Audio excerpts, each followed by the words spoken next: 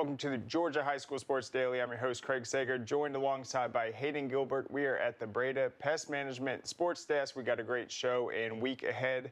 Hayden, how was your weekend? How was the long weekend? Good as always. Always good to have a 3-day weekend. Had college football for the first time. Had some really good games. Had some great high school football on Friday. Had a great time on the post-game show. But looking forward to a great week ahead. And then the last few years, I feel like with college football, we've been able to tell like week one, it's going to be a pretty crazy season. How much turmoil do you think there was overall this first week with teams like Texas, Bama, et cetera? I'm not sure turmoil is the right word, but it doesn't feel like those teams in those big games were as prepared as they have been in years past. Maybe it's that defenses have taken a step forward and that the offenses aren't dominating like they were in that 2019-20, even into 2021-2022. But players like Arch Manning, who we've kind of gotten used to just coming in and being great, really struggled in week one. And then you were at the game in Athens. Wanted to just ask you, what player maybe stood out the most for you? I really was impressed by Dwight Phillips. I know we talked about him last week. He's just so dynamic of a player. He had a big 20-yard touchdown run. He had 60 yards, I think, on 5 carries. Just explosive, kind of brings that explosive ability that a lot of running backs don't have, especially in that Georgia offense where consistency in that 4 or 5 yards of carry is much more important. But it's going to be really fun to watch him be able to break those 50, 60-yard touchdown runs that Georgia really hasn't had since DeAndre Swift. Yeah, I mean, his speed's unbelievable. When he was at Pebblebrook, that's where he really became on the radar, leading pretty much the entire state in the 100 and 200, had, I think, the fastest time in the country at one point. And then his senior season at Pebblebrook, he didn't have a ton of production. When we talked to him before the season, he had 20 touchdowns on his mind, but he was a guy that could play running back or receiver, so I really didn't know how he's going to be used. But you're exactly right, that early touchdown would be a very fun player to watch. But let's get into the high school side. There are some big matchups this last week, including #1 ranked Grayson in Class 6A playing Thompson. This Grayson team has already been dealt with a ton of adversity. It's hard to believe they're still undefeated with some of the incredible teams they've had to play. They lose their quarterback, Travis Burgess, the previous week, but then Tyler Atkinson and Anthony Davis came back into the lineup. And so it seems, even though they've had some players out for the season, now some other ones are starting to come back. And what was really impressive about this win was being able to basically rally late, have the clutch plays without your starting quarterback.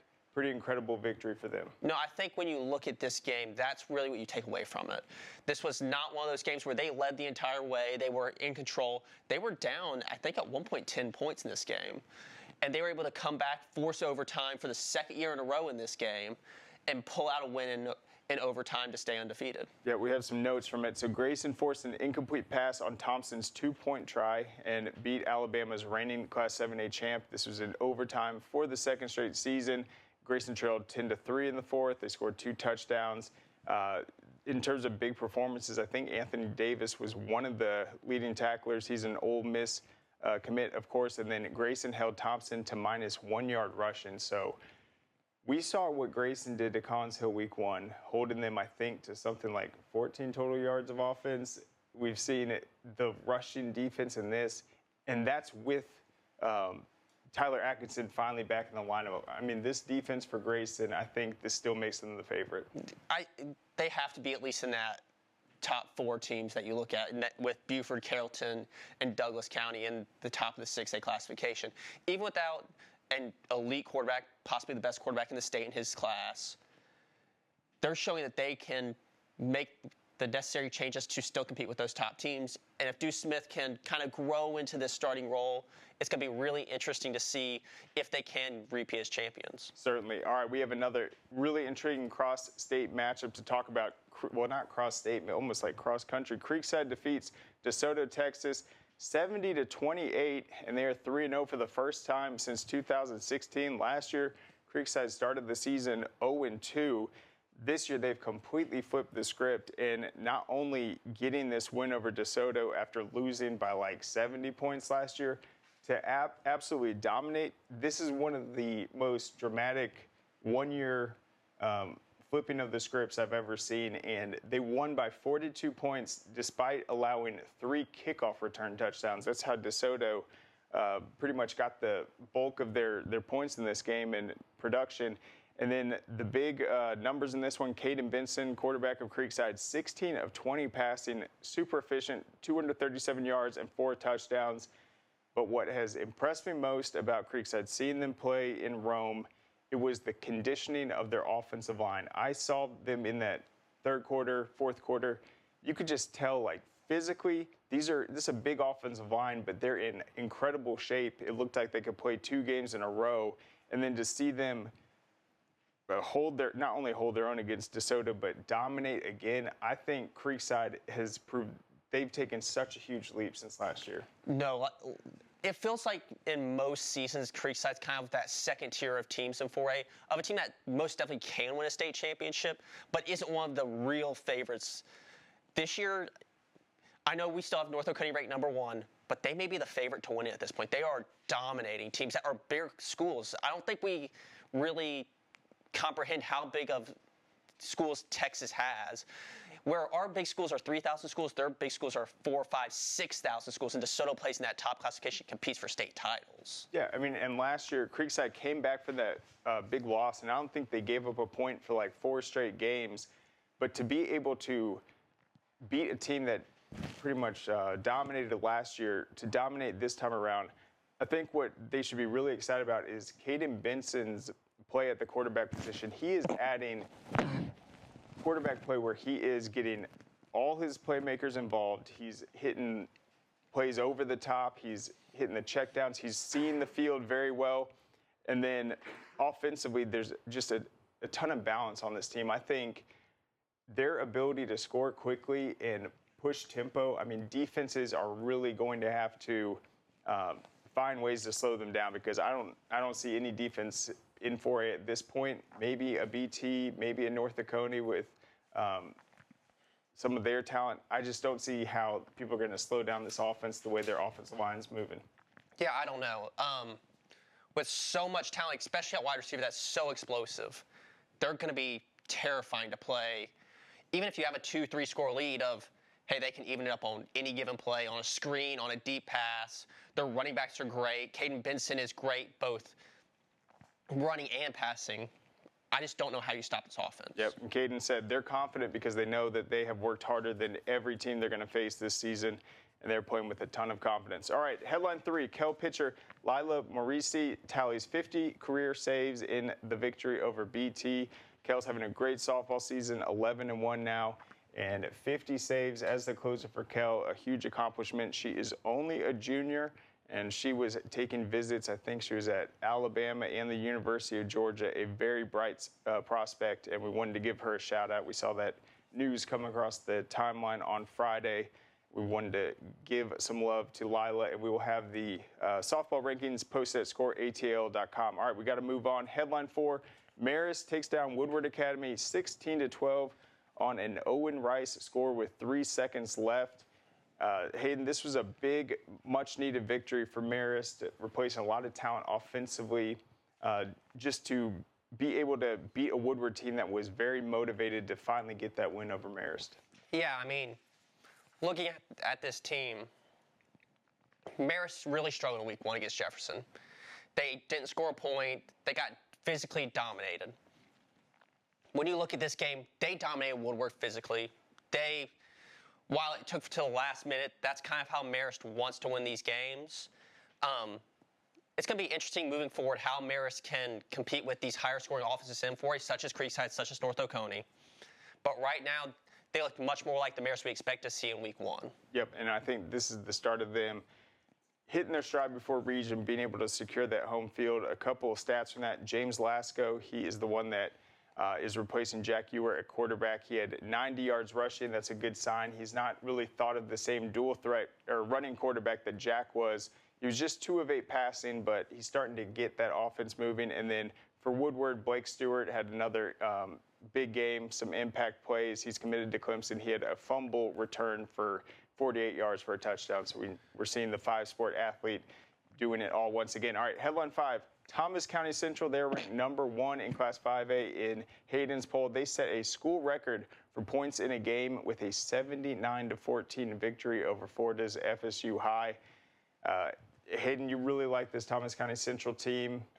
I don't know too much about FSU High, but it seems like this school record, this is one of their more dominant wins in the rich history of the program.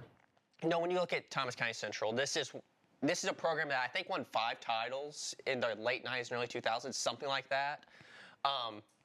They're just so talented this year. There's no holes on this team. I think you can look at most teams in 5A and go, hey, here's a weakness.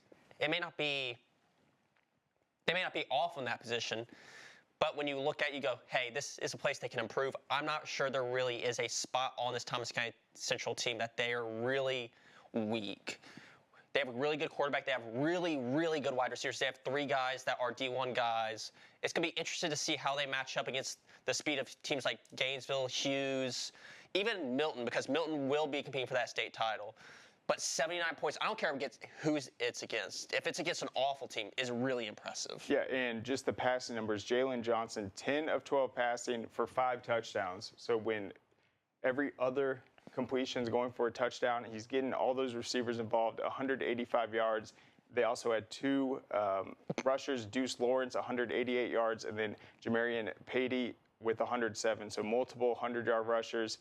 They were one of the highest scoring teams in the state heading into this week. I think this will put them on top of that category at, I think, probably like 64, 65 points per game so far. It's going to be ridiculous. Yeah. Like, unmatched in the state outside of maybe Tryon, who had a down week only scoring 40. Yeah, against Temple. And then this Friday, a huge matchup for Thomas County Central will be cross classification. They will be playing Thomasville at home. That'll be a huge matchup we will highlight throughout this week. In the next segment, we're going to recap our Colquitt County North Gwinnett game.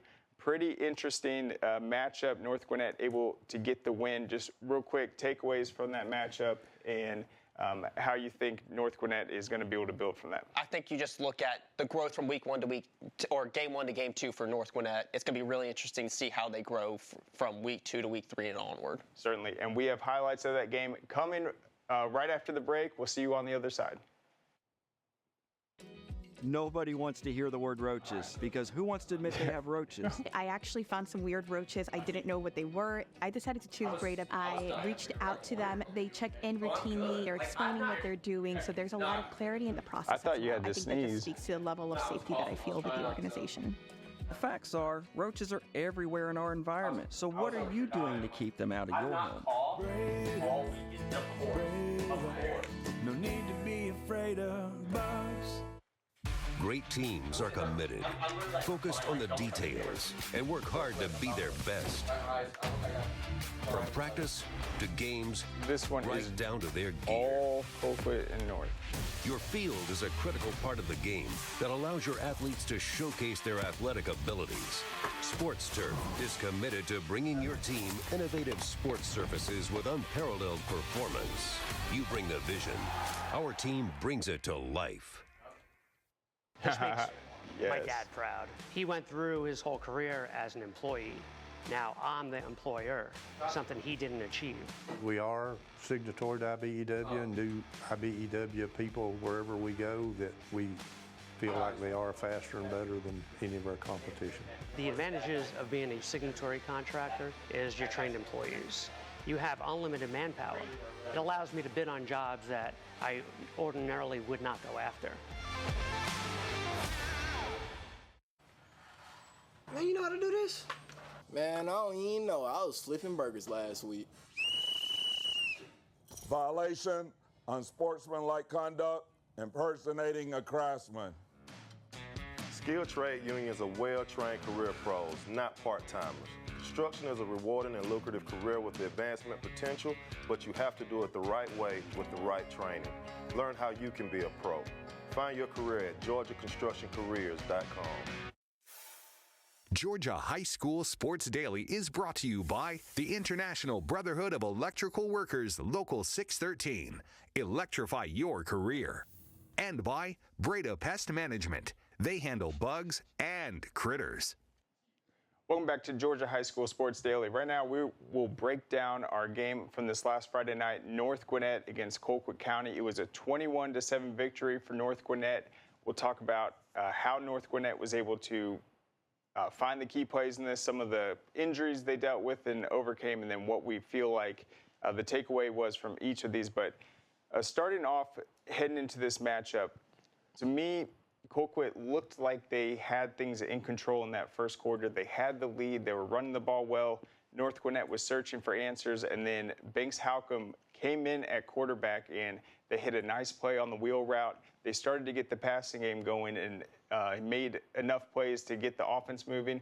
Once the offense started clicking for North Gwinnett, the defense really tightened things up and made it very difficult for Colquitt moving forward. And then they seized all control. You could tell that North Gwinnett was going to be able to close this one out. What impressed you just about North Gwinnett coming into this matchup seeming very well prepared defensively? I think it's one of those things of coming off a bye week is always an early bye week. I think is really helpful for teams, especially when you're coming off a pretty bad and disappointing loss to Douglas County. It wasn't bad score-wise, but just being somewhat dominated, which is not what we're used to with North Gwinnett. To now come out there, to have that week to sit there and go, okay, let's take a deep breath. Let's just figure out what we did wrong and kind of fix some of those things defensively, especially against, and move on to this team that may have one of the best running backs in the state, but we feel like we can match up well defensively. And then on the offensive side, just looking at it and going, hey, we made some mistakes. We didn't click well in game one, but here's what we can do to fix it. Yeah, and I need to stop overthinking my picks because I have North Gwinnett ranked in the top 10. I don't have Colquitt, and for some reason I thought Colquitt was going to win, but if I thought that, why didn't I have Colquitt ranked? I had a sinus infection last week, so maybe that impacted my critical thinking, but a lot of people thought that Colquitt was going to be able to take this game. They beat a really solid Benedictine team week one, and we saw North Gwinnett play in Douglas County. They just still looked like they were not just 1 week away from finding answers. They looked like they had a lot of room to work with. But in terms of the offense for North Gwinnett, I felt like they matched the physicality in the trenches. They were able to have enough protection. But let's go ahead. We'll start off and look at some of these highlights. So this is going to be the first touchdown. This is Cohen Lawson, quarterback for Colquitt County, finding Amir Knighton for the score on a 3rd and 15. And what you'll actually notice about all the touchdowns we're going to show, they were all on 3rd down. So that was a big play right there, understanding the situation, connecting with the pass right there. But you're talking about Lamar in the backfield for Colquitt County. I think he was dealing with a hip flexor injury. The UGA commit. Do you think health is a concern for him the rest of the season? And what would you do just before the region to make sure he's going to be healthy? I'm not sure rest is the right word, but have him on a snap count.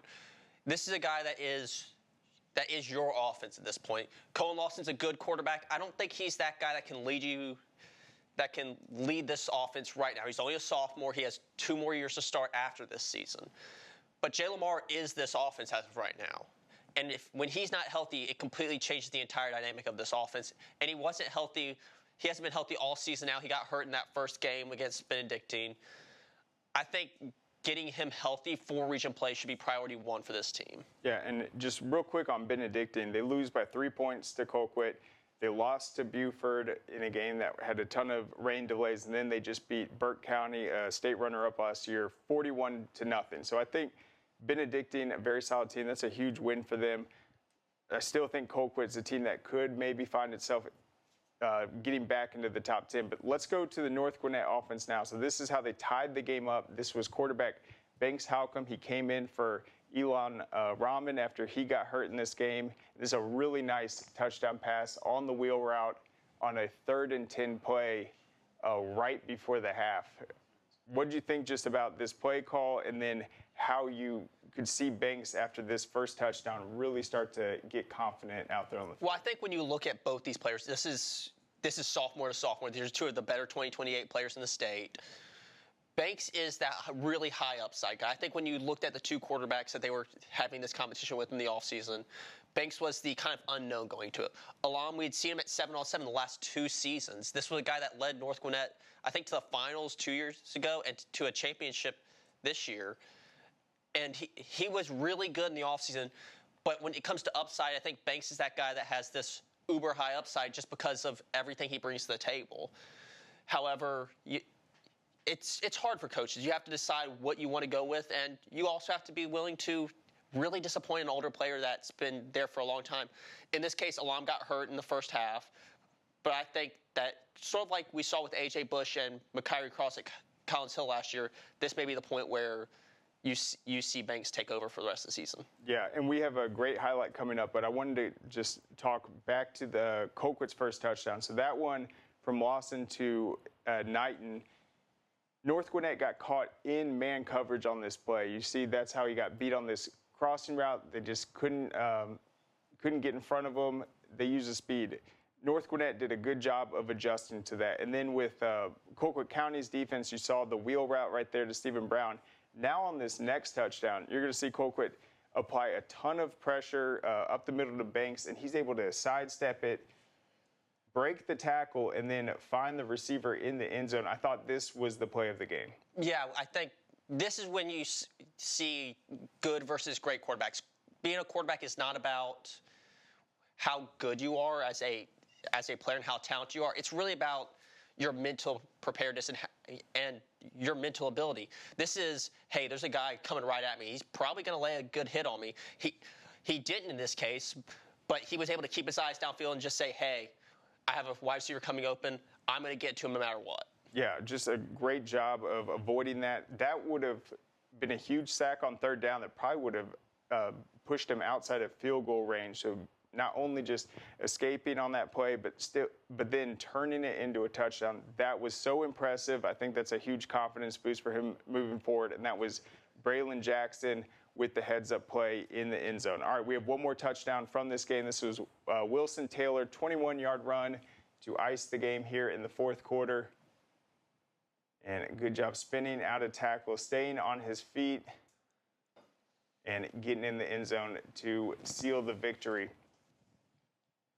What did you just think of North Gwinnett just being able to get this final score, icing the game, and being able to kind of close out the final minutes comfortably? So I have two things about this. One, I think this really shows the depth of North Gwinnett's running back room because Stephen Brown nor Wilson Taylor are the starting running back in that running back room.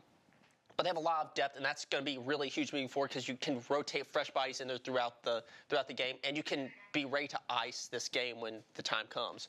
I think if you're Colquitt County, that's a play you want back. You had him in the backfield. You had him for a tackle for loss. You had him in 3 or 4 yards of line of scrimmage for a game that really doesn't matter. But you didn't make the tackles. He iced, and you allowed him to ice the game away. And even though that Colquitt County had a chance to drive down the field later in the game and didn't come away with anything, but could have come away with a score that would have cut the lead to 7. If they stop them there, maybe it cuts it and ties the game. Yep, and so you guys saw those were pretty much the 4 big plays of this game. I wanted to see how North Gwinnett did in the red zone in this game, but as you saw from those highlights, even the Wilson Taylor, that was a 21-yard run.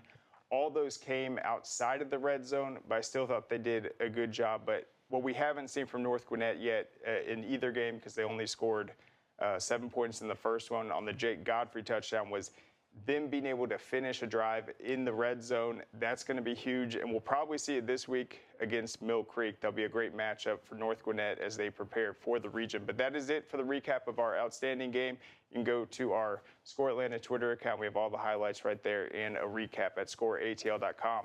All right, well, we will be back on the other side for our third segment. Don't go anywhere. All right, welcome back to the Georgia High School Sports Daily. It is time for our Week 3 football rankings. Hayden and I will break it down, starting in Class 6A. So I feel really confident about my number 1 through 3. Grayson, I feel like they're defending state champs, 3-0. Buford, they've been dominant. Carrollton had a very gutsy win against Rome this last week. Rome was a team that had fallen to Creekside week 1. We saw what Creekside just did to DeSoto, and they had Carrollton on the ropes in this game. They were up 21-7 in the third quarter before a big kickoff return, and Carrollton was able to win that one 28-21, showing a lot of resiliency. Some other results in the top 10. Newton fell to Douglas County, which was a very close game, number 4 versus number 10, so I did not drop them out. North Gwinnett had a nice win over East Coweta. They will play Cass this week. Lowndes remains undefeated, Valdosta as well. And then a big win that probably saved McEachern's placement was them being able to come back at the very end to knock off Marietta. But in terms of the top 10, do you feel same as me sort of with the top 3 as favorites or maybe top 4 with Douglas County? I feel that the top 3 is definite right now. Those are 3 really good teams. Douglas County has to show me more offense. They have the potential to be better than any of these teams offensively, but they're still only scoring 28 points against Newton, which Newton's a good team, but I don't think they're a great team. And then McEachern, kind of same thing after how they played against Marietta on Friday night. Yep, and some of the new teams, I looked across some of the other polls, I think it was the AJC, they have Norcross in there. Norcross is 2-0. They had a big win over Mill Creek earlier this season. But let's go to Class 5A. Hayden, go ahead and take it away. Okay, the top 3 or 4 are really going to stay the same in this classification. They're just taking care of business. Thomas County Central, Hughes, Gainesville. You can have them in any order you like. I have Thomas County Central as my top team, but they're in all kinds of orders depending on what rankings you look at. Lee County, Houston County, I think are in that next tier of really good teams that could easily make it in there, especially if they're able to beat each other and Thomas County Central. Sequoia, I saw they haven't moved up on most rankings. I don't know how you can after a 37-6 beatdown of a ranked Kell team, 4A Kell team, only one classification lower. Milton still, they have some work to figure out when it comes to the quarterback position, as Derek Baker is still out right now. They played really well against Alpharetta, but Alpharetta isn't a great team.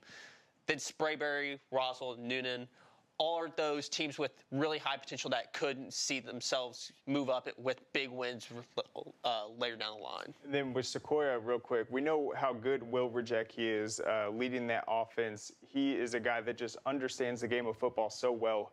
He not only makes the plays to take over a game, he takes over the game just from the start with all the different things he can do. But this year, Sequoia's defense has been a bright spot, and this was a team that got exposed a little bit in the playoffs against Coffee, allowing like 600 rushing yards, but it looks like defensively, that's what's made them a top 10 team so far. I think it's their physicality on both sides of the ball.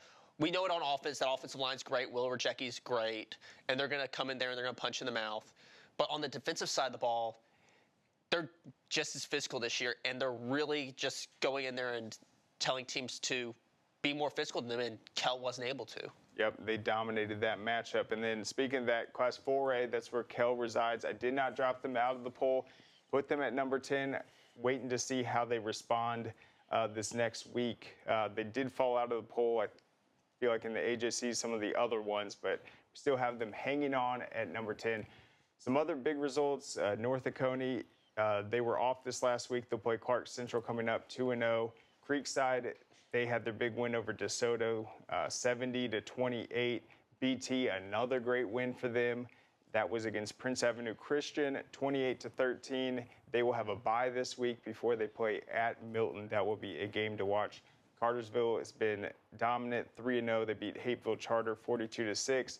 Benedictine got its first win of the season at number 8 over Burke County. Cambridge, I really like them, 3-0. 35-7 win over Creekview. And then Ware County for the second straight week. They entered the poll last week, and I moved them up again to number 6. They had a 58-20 win over Bainbridge. So no teams are new this week, but the big one is Kell dropping from, I think, number 4 all the way to number 10. It's a significant drop, but not enough to take them out. Go ahead and break down Class 3A, Hayden.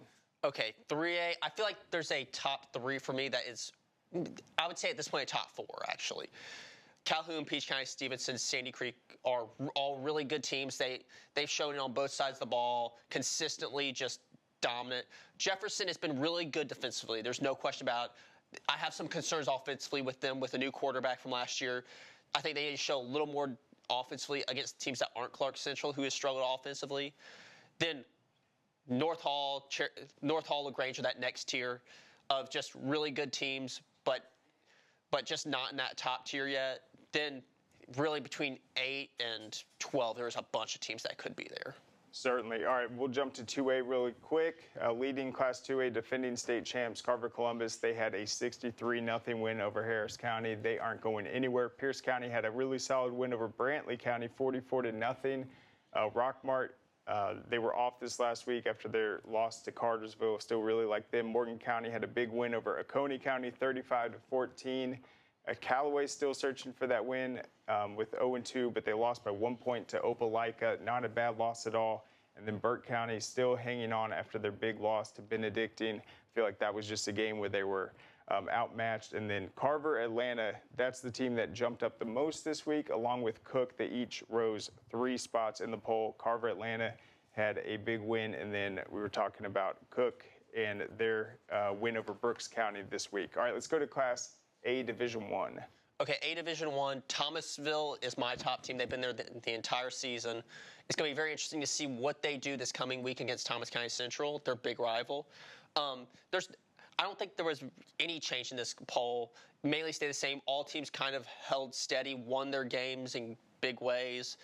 I think this is a really interesting classification with a lot of really good teams, and any one of these teams can win the state title. And then do you feel like Fitzgerald might be the biggest challenge at Thomasville? I think Fitzgerald and Worth County are both right there with Thomasville. Those are two teams that were really good last year. Very different teams. Fitzgerald's more run. Worth County is one of the best passing teams in some of the smaller classifications. All right, let's get to Class A Division 2 real quick. This is another week of chaos. Lincoln County and Bowden State, or Lincoln County stays at 1. Bowden moves up from 3 to 2. The two big droppers were Metter after they lost this weekend, and Brooks County, who has now started 0-2. I dropped them from, I believe, 4 to 10. It wasn't bad enough to drop them out like it was for their regional rival, Irwin County, but they have some stuff to prove. Yep, and we'll finish with Class A through 3A private. Prince Avenue, despite losing to BT, I kept them at number 1. It was a 28-13 loss. They also fell to BT last year. I'm not going to punish them too much for that. Hebron lost to a good McCallie, Tennessee team, but their win over Fellowship 2 weeks ago kept them at the height. And then North Cobb Christian's a team that's really been impressing me. They lost Teddy Gerard to North Cobb, but they are starting to get the passing game going also. They have a great offensive line, so they moved up 1 spot this past week. And I'm not really confident who the number 1 team is, but I feel like Prince Avenue, their big win in Corky, and then this loss to BT, which I think is a state championship contender, didn't want to punish them too much, and they have Andrew Beard, one of the best players in the state. But that is it for our rankings. You can go to scoreatl.com and check them out right there with all the movement and the breakdown. We've got a great guest on the other side, though, with Richmond Hill to talk about their 2-0 start and their run to try to make the playoffs this year. We'll be back on the other side. Customer service is everything in our industry, and one thing our clients love is when they call Breda, they get a live representative. At Breda, you get the attention you need and deserve right when you call in. Your appointment gets scheduled right then and there, and you get a specific time, no window of arrival. Our staff are your neighbors. They know what's going on in your community, and they're invested in doing it better. Breda, Breda, no need to be afraid of bugs. Dang, where you get this car? You need to join the union. The union? Absolutely. You can get 10 of these. Union construction workers earn the highest wages with the best benefits and the most protection in the construction industry. Find your career in construction. Go to GeorgiaConstructionCareers.com and start your future today.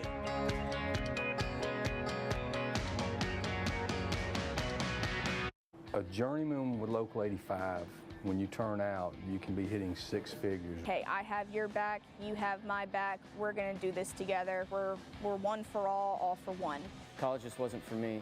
Let's look into actual career jobs that wouldn't take college, where I wouldn't, lose money and all that. Instead of losing a lot more money at the end, why not make money and make more money at the end?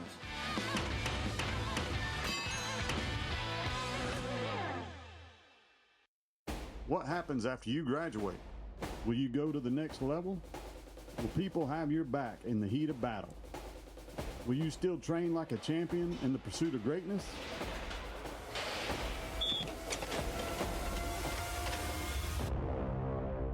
You will, when you become an IBEW electrical worker. Join our team. Visit IBEW613.org. Welcome back to the Georgia High School Sports Daily. We're at the Breda Pest Management Sports Desk, and we will catch up with Richmond Hill head coach Matt LeZotte right now to talk about the Wildcats. Coach, how's it going? Doing great. How are you guys doing? Fantastic. Thank you so much for joining us. Coach, we talked this offseason. You guys were coming off a really great year, tons of momentum with the program, and then you guys had the big stadium debut. Just talk about what that night was like. Even though it got delayed a little bit, but just to be able to be at Wildcat Stadium starting off this 2025 season. Well, let me pan a little bit so you can kind of see what it looks like with our stadium. So we have this thing set up, and anybody that's been to our former stadium knows that this is so much of an upgrade. And I'll be honest with you guys, across the board in athletics, facilities were the only thing that we were missing to really be elite. And I think we've probably got the second best stadium set up in the state. And man, it was exciting to bust it wide open. We sold more single game tickets to our first game against Gwinnett Academy than we sold in the history of our program at any other game. And that includes the semifinal game against Alatoona. So the community's really excited. They deserve this. Our kids deserve it. And it's really exciting to be out here to let loose and have a place to call our home that is elite. And then, Coach, I wanted to ask you about that opening game and really both those games last week, because y'all had a really weird situation. Y'all's first game was delayed twice, and y'all had to play 2 games in 5 days. Just how do you prepare your kids for that?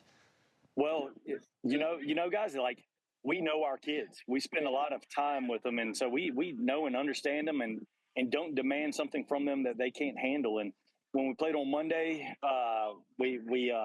it was a really quick game, so there weren't a whole lot of snaps played, and so we measured the total number of snaps. We took a look at our GPS, took a look at the loads and whatnot. We were able to push it a little bit on Tuesday, and then guys, we played a sub-varsity game, JV game on Wednesday, 9th grade game on Thursday, and then a varsity game again on Friday. So we had a week filled with football, and it's all because of we track data. And we look at our guys. We take a look at our top speeds and all of that stuff as we're moving through the process of preparing our guys for competition. And it allows us to push when we need to and to pull back when we need to. And our guys responded really well.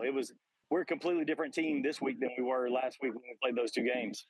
Yeah, and Coach, I saw you described the effort against Gwinnett Academy as relentless. You felt like your team just kept building up all the plays you need to be able to win that game convincingly. But then you guys had another great performance on Friday against Everglades from Florida. What did you see just with the improvements week 1 to week 2, even though it was such a short turnaround? Well, you know what? I think it's like a 1A, 1B. I'm hoping that this week we really show some improvement against New Hampstead. But, our guys, the focus that they have.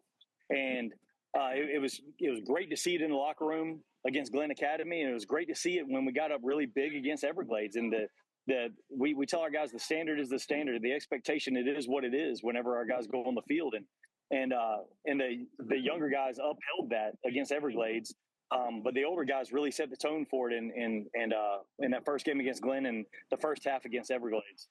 And then, Coach, you were talking about the offensive line this offseason, just how you felt like this group is more athletic. They're able to help you guys in the run game, the pass protection. That was a big emphasis. Just what have you seen from this offensive line, and what gives you the confidence that they're going to be built to help you guys out in Region 1 and get that playoff spot?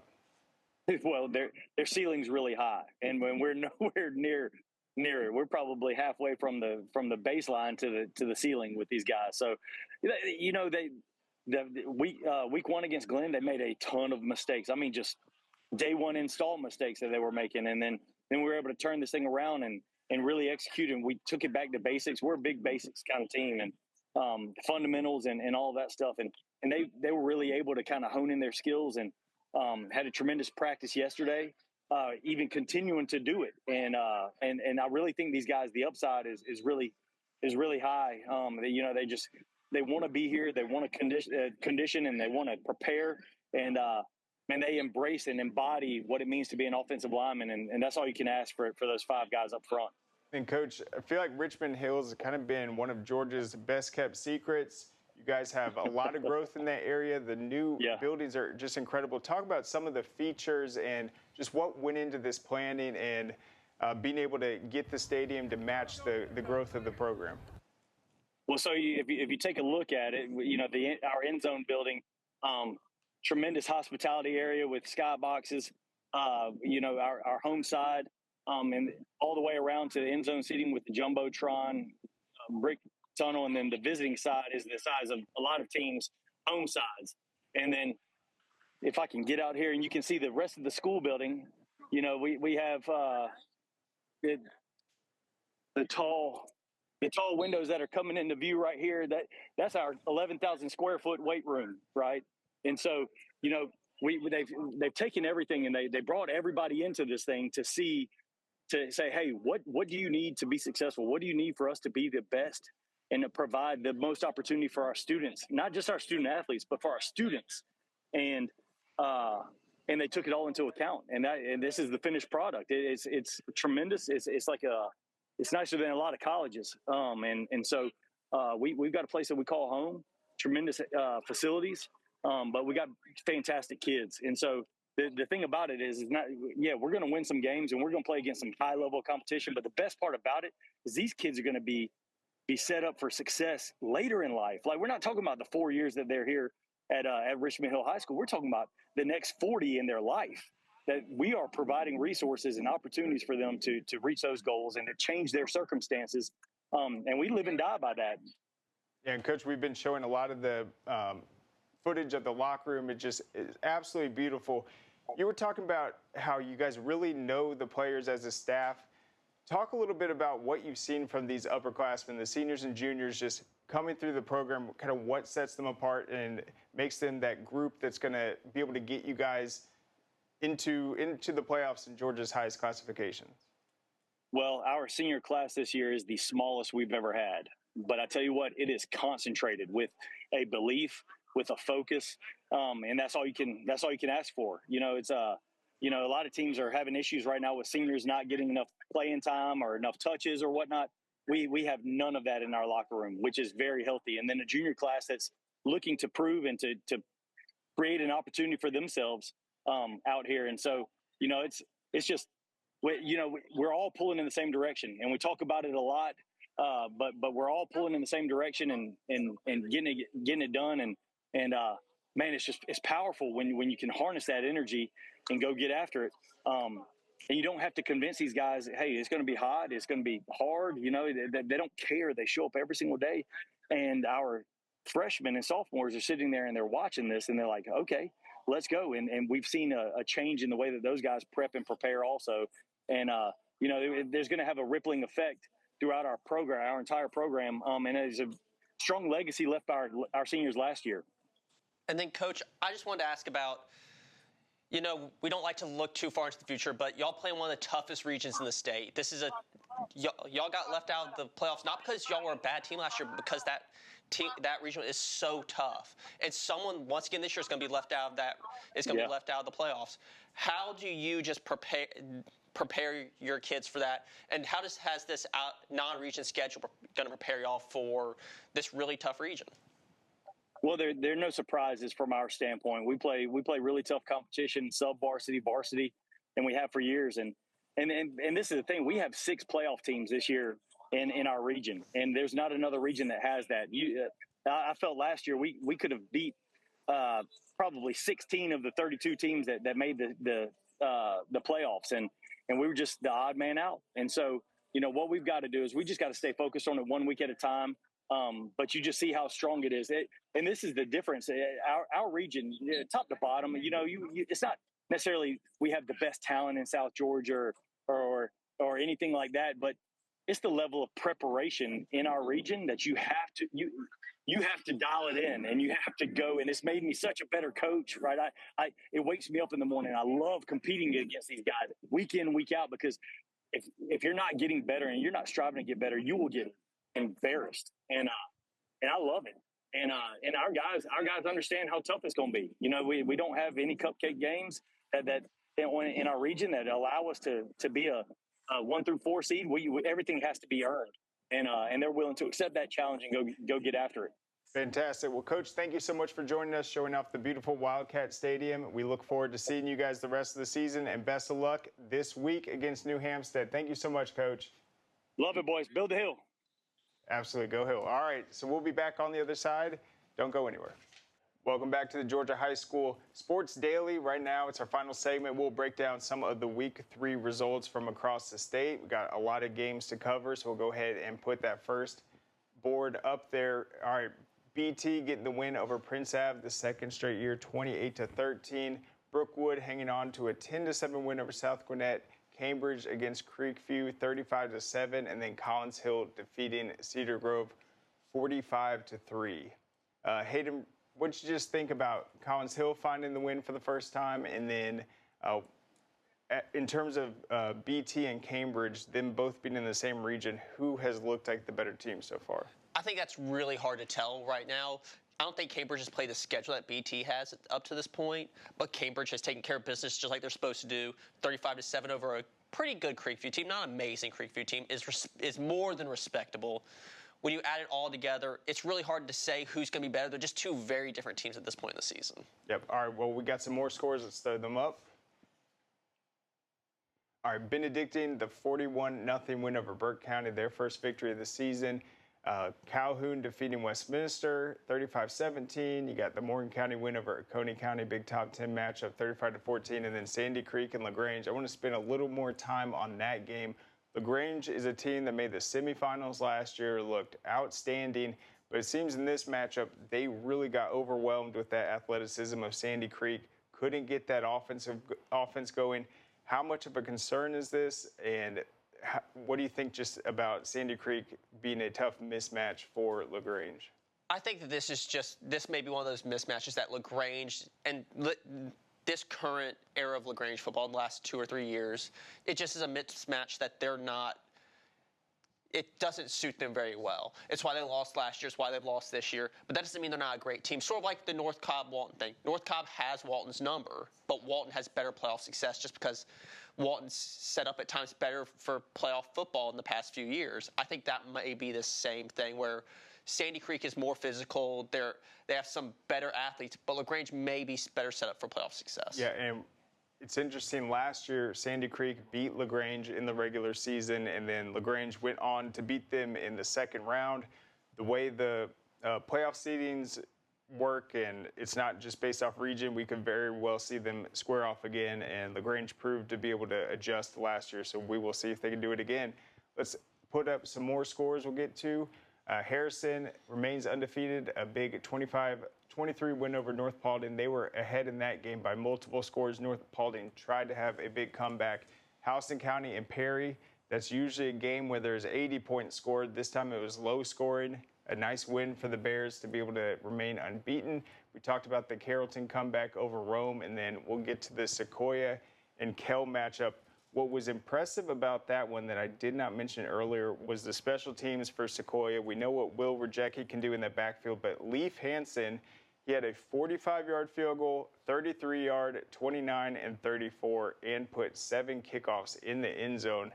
That is quite a weapon for the Sequoia team that knows that they can move the ball with will, but also if they need a field goal, they've got one of the best kickers in the state. No, that experience of just repetition over and over becomes really valuable in these close games as we get later in the season in the playoffs, where you sit there and go, hey, it's the fourth quarter, there's a minute left.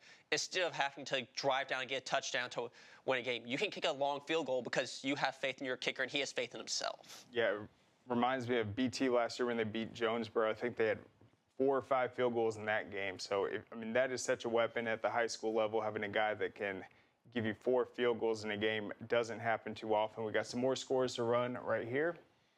The Woodward and Marist game. Marist a 16-12 winner over the War Eagles. Milton beats neighboring Alpharetta 31-6.